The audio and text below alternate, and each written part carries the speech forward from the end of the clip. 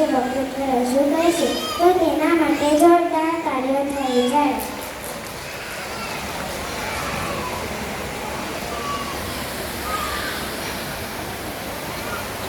જીવનમાં પિતાનું મહત્વ કેટલું હોય છે. માતા ઘરનું માંગલ્ય હોય છે તો પિતા ઘરનું અસ્તિત્વ હોય છે. પણ ઘરના અસ્તિત્વને આપણે ક્યારેય સમજવાનો પ્રયત્ન કર્યો છે ખરો?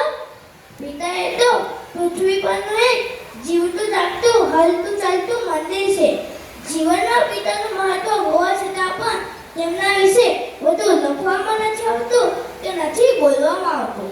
સારી વસ્તુને તો માતાની જ ઉપમા આપવામાં આવે છે. પિતા વિશે બોલાતું જ નથી. રોજ આપણને સગવડ કરી આપનારી માતા યાદ રહે છે, પણ જીવનની આજીવિકાની વ્યવસ્થા કરનારા પિતાને આપણે કેટલી સહજતાથી ભૂલી જઈએ છીએ.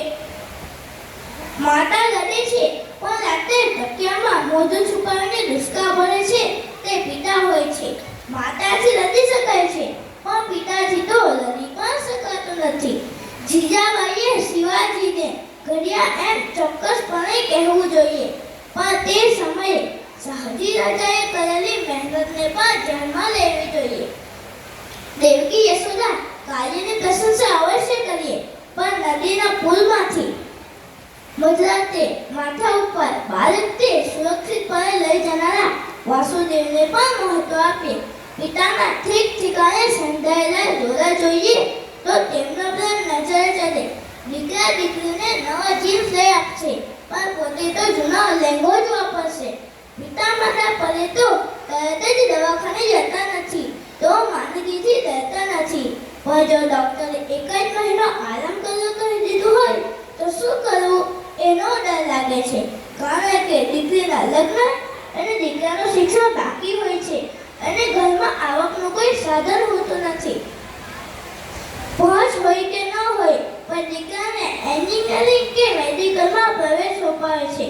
ખેંચ ભોગવીને દીકરાને નિયમિત હોસ્ટેલમાં પૈસા મોકલે છે. કેટલાક દીકરાઓને જે તારીખે પૈસા મળે તે જ તારીખે પરમિટ રૂપમાં પાર્ટીઓ આપે છે અને જે પિતાએ પૈસા મોકલ્યા હોય એ જ પિતાનો મજાક ઉડાડે છે. આ દુનિયામાં એ ફક્ત આપણા પિતા જ હોય છે જે હંમેશા વિચારે છે કે તેમનું બાળક તેમના કરતાં પણ વધુ પ્રગતિ કરે. એક સારા પિતા ક્યારેય એમ નહીં શીખવે કે કેવી રીતે જીવવું જોઈએ, પણ એ પોતે એવી રીતે જીવે છે અને બતાવે છે કે કેમ જીવાય. બાળક આવવાનું હોય તે સુવાદિષ્ટનું ખૂબ મહત્વ હોય છે, પણ હોસ્પિટલની લોબીમાં અસ્વસ્થ થઈને આવનારા એ કોઈ નોંધ લેતું નથી. ઘરમાં પિતા એક વટવૃક્ષ સમાન હોય છે જે ઠંડી ઠંડી છાયા સાથે મીઠા ફળ પણ આપે છે. પૂરા ઘર અને ઘરના સભ્યોને તે એક તાતરે બાંધી રાખે છે. જરૂર પડે તો કડવી મીઠી દવા આપે છે. શોખ તો પિતાની કમાણીથી જ પૂરા થાય, બાકી પોતાની કમાણીથી તો બસ ગુજારા ચાલે. પિતા લીમડાના પાંદડા જેવો હોય છે. ભલે ને તે કડવો હોય પણ છાયો હંમેશા ઠંડો જ આપે છે.